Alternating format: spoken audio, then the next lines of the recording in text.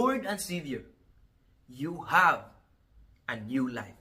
If anyone be in Christ, he or she is a new creation.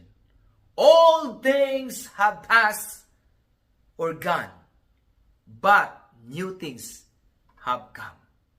Be courageous today, my friend. Never give up in life.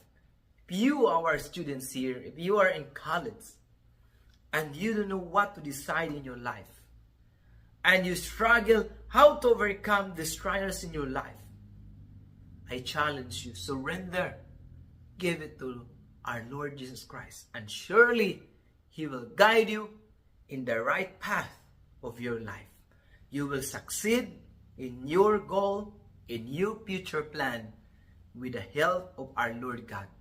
And surely, if you are trying to decide to serve Him, this is a